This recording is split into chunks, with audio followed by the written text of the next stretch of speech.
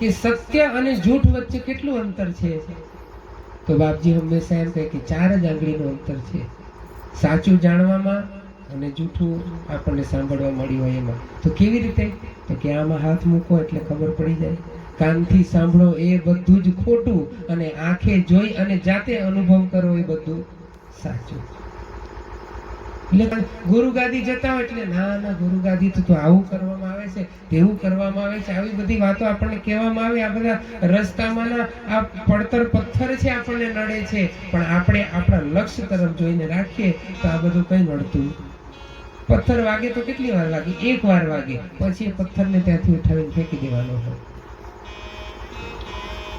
ગુરુ ગાદી સારસાપુરીને ક્યાંય પોતાના અસ્તિત્વને ટકાવી રાખવા માટે કોઈ કાર્ય કરવું પડતું નથી. આ તો ગુરુના ગુરુ પરમ ગુરુ કરુણા સાગર કૈવલ કરતા માલિકના પરમ વિશેષ અંશની સ્થાપિત ગાદી છે. એને ક્યારેય પોતાના અસ્તિત્વનો ડર રહે નહીં. આ તો એની કરુણા અખૂટ કરુણા વરસી રહી છે, આપણે બધા જાણીએ છીએ ને. પહેલેથી જ આ બધો વિવાદ ચાલતો હોત તો ક્યારેય મળવાનો વિચાર આવે જ નહીં ને, ક્યારેય એવી ભાવના જાગૃત થાય જ નહીં ને. મેં તો કદાચ ફોટામાં જોયું હશે, પણ તમે ખુદ મુક્તાદાસ બાપજીને જોયા હશે કે બાપજીને હાર પહેરાવતા હોય, એમનું સ્વાગત કરતા હોય. જ્યારે પૂજ્યપાદ ગુરુજી દક્ષિણ ગુજરાતમાં આવે તો પહેલી હરોળમાં બેઠા હોય, એવું આપણે જોયેલું છે.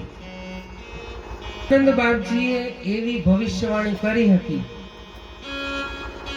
કે ગુરુ ગાદી સારસાપુરીમાં 7મા જે આચાર્ય આવશે એ જગતભરની અંદર કૈવલ જ્ઞાનનો ડંકો વગાડશે, અને આજે એ વાત સાચી પડે છે. આપણે એ વાત પણ ધ્યાનમાં રાખવી જોઈએ. જ્યારે સદગુણોની વાત કરતા હોય, જ્યારે દુર્ગુણોની વાત કરતા હોય, તો સારી વાતને પણ આપણે યાદ રાખવી જોઈએ કે સુખાનંદ બાપજીની એ ભવિષ્યવાણી આજે સાચી પડે છે કે 7મી ગાદી જે વારસદાર આવશે એ દુનિયામાં ડંકો વગાડશે. અને નાનકડા સારસાપુરી ગામથી લઈ અને શિકાગોની અંદર સુધી જો કૈવલ ધર્મની ધજા ફરકતી હોય તો માત્ર ને માત્ર પૂજ્યપાદ જગતગુરુ અવિચલ દેવાચાર્ય મહારાજના કારણે.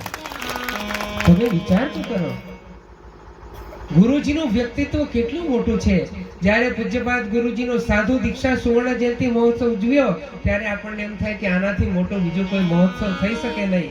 અને પછી આપણે જોયું કે પૂજ્યપાદ ગુરુજી સતત 4 વખત વિચાર તો કરો.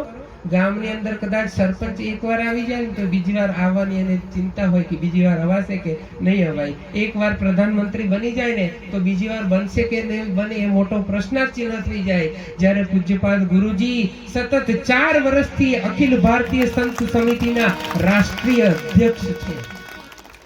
માત્ર મારા કે તમારા નાનકડા ગામના કોઈ વ્યક્તિ નથી, અને કોઈ પણ વ્યક્તિને પૂજ્યપાદ ગુરુજીની વિરોધમાં કે એમના વ્યક્તિત્વ ઉપર કંઈક બોલતા પહેલા વિચાર કરવો જોઈએ કે આ એ પ્રગટ વિભૂતિ છે. એમ કહેવાય કે દરેક પેઢીની અંદર 7મી પેઢીએ મૂળ પુરુષ પ્રગટે છે.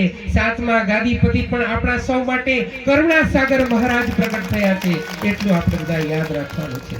કારણ કે માત્ર શબ્દોથી નહીં પણ સામર્થ્યથી આપણે જોઈએ છીએ કે જે અત્યાર સુધીના આપણા આચાર્યો થયા એ બધાને કોઈક ને કોઈક પદ પ્રતિષ્ઠા કંઈ પ્રાપ્ત થયું, પણ જે માન સન્માન પૂજ્યપાદ ગુરુજીને પ્રાપ્ત થયું છે એ માત્ર કોઈ પદવી નથી.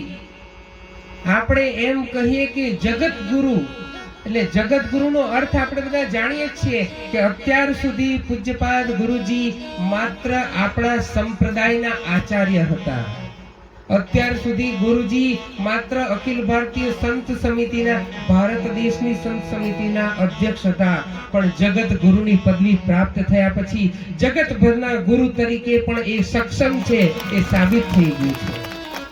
એવી મહાન વિભૂતિની સામે આપણે કંઈક બોલીએ તો આપણે સમજવું જોઈએ કે નાના આજ્ઞાનો જેટલો પ્રકાશ છે એ ક્યારે સૂર્યને લજવી શકતો નથી.